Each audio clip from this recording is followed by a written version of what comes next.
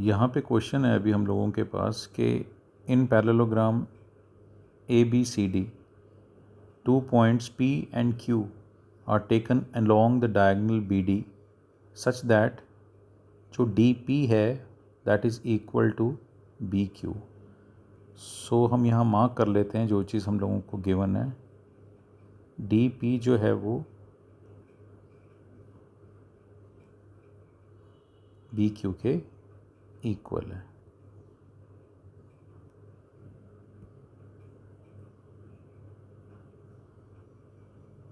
ये हम लोगों को गिवन है। और क्या चीज़ गिवन है कि ABCD इज़ अ पैरेललोग्राम। सो सबसे पहले जो हम लोगों के पास गिवन है वो हम लिख लेते हैं। First ABCD is a parallelogram.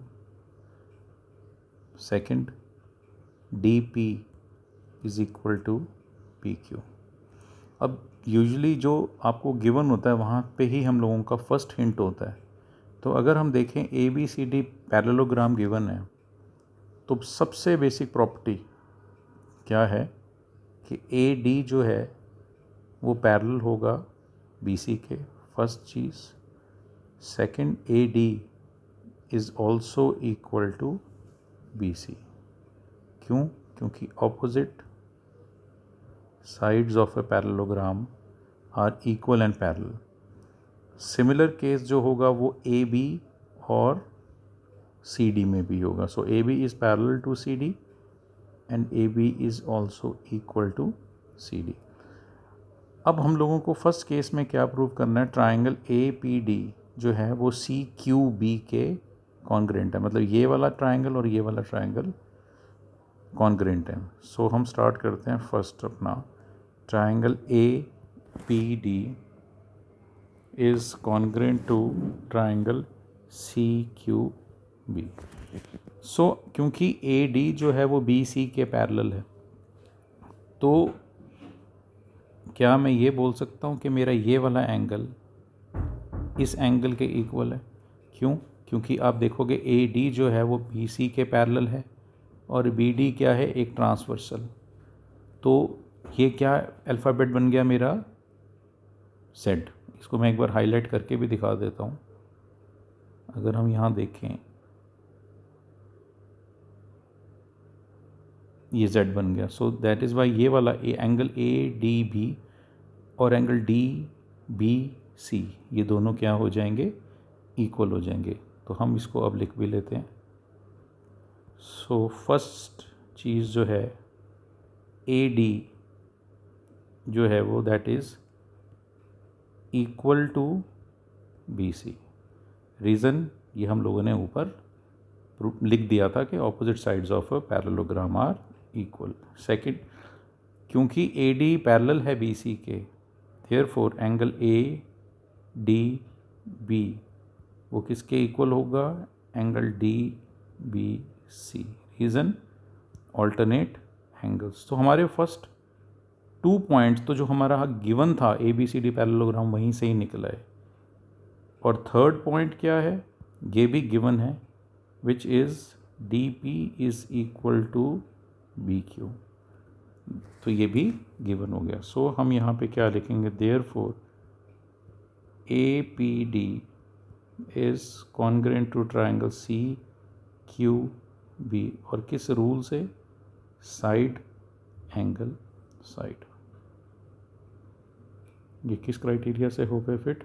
Side angle side से। अब यहाँ पे एक चीज़ देख लेते हैं जो हमें आगे यूज़ हो सकती है। दैट इज़ हम CPCT से एक चीज़ बोल सकते हैं कि मेरा ये वाला जो एंगल है वो इस वाले एंगल के इक्वल है। तो मैं यहाँ इसको नाम दे देता हूँ एंगल 1 और ये एंगल 2 है। सो देयरफॉर एंगल 1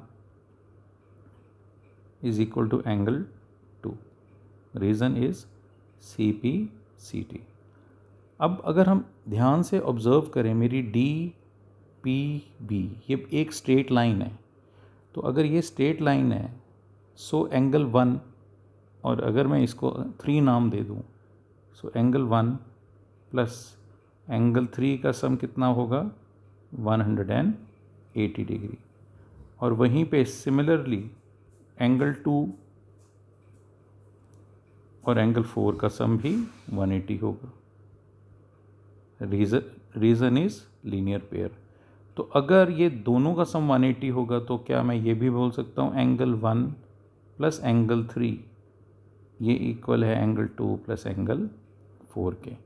और हम लोगों ने ऑलरेडी प्रूव कर दिया है कि मेरा जो एंगल 1 है ये वाला, वो एंगल 2 के इक्वल होगा। वैल्यू कुछ भी हो सकती है बट इक्वल हैं। तो अगर ये दोनों इक्वल हैं तो हम इन दोनों को कट भी कर सकते हैं। देयरफॉर एंगल 3 जो आ जाएगा मेरा, वो एंगल 4 के इक्वल आ जाएगा। ये हम लोगों ने प्रूव कर दिया। तो 3 और 4 के इक्वल आने की वजह से अगर हम फिर देखें, ये ए पी क्यू सी के पैरेलल हो जाएगी। क्यों? क्योंकि हमने इस बार क्या प्रूव कर दिया है, ऑल्टरनेट एंगल्स 3 और 4 अगर इक्वल हैं तो वो क्या हैं, ऑल्टरनेट एंगल्स। तो अगर ऑल्टरनेट एंगल्स इक्वल हो जाएंगे, so we can clearly write A P is parallel to Q C. A P is parallel to Q C. अभी जो हम लोगों ने फर्स्ट पॉइंट कॉन्ग्रेंसी का प्रूव किया था, triangle A P D congruent to C Q B, तो इसकी दूसरी सी, एक तो हम लोगों ने एंगल 1 एंगल 2 को सी पी सी टी लिख दिया, तो क्या हम यहाँ पे ये भी लिख सकते हैं कि ए पी जो है वो सी क्यू के इक्वल है। अगेन रीज़न वही है, C P C T. So A P is also equal to Q C. तो जैसे ही हमने ऑपोजिट साइड्स को ए पी क्यू सी के इक्वल भी प्रूव किया एंड पैरेलल भी प्रूव किया, यहाँ से हम क्या बोलेंगे, therefore A P C Q जो है वो क्या हो जाएगा, इज़ अ पैरेललोग्राम।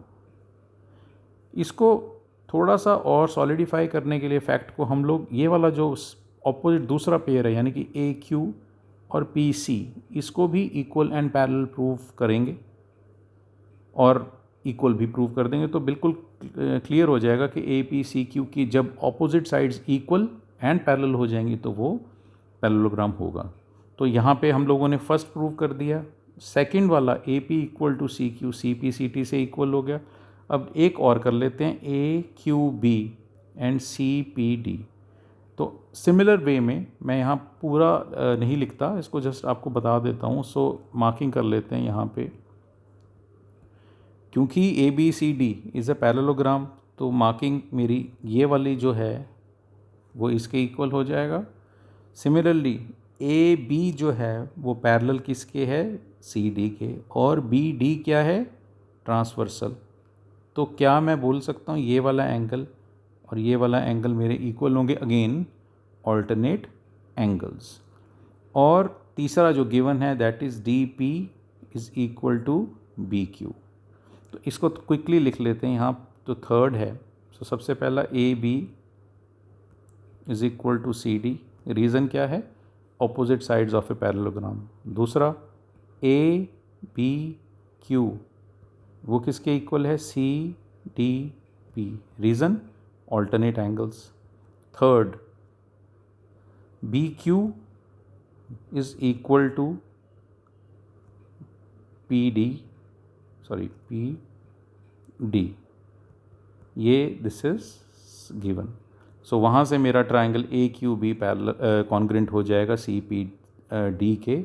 और इसका रीज़न क्या हो जाएगा, अगेन वही साइड एंगल साइड। तो ये होने की वजह से क्या होगा, सी पी सी टी से मैं क्या बोल सकता हूँ कि मेरा जो ए क्यू है that is equal to C P. और सिमिलर वे में जैसे हमने एंगल 1 और एंगल 2 को इक्वल प्रूव करके 3 और 4 को इक्वल किया था, इसी तरह से अब हम क्या करेंगे, ये वाला angle C P C T से किसके इक्वल हो जाएगा, मेरे इसके इक्वल। फिर लीनियर पेयर लगा के मैं ये वाला एंगल और ये वाला एंगल भी इक्वल प्रूव कर सकता हूँ।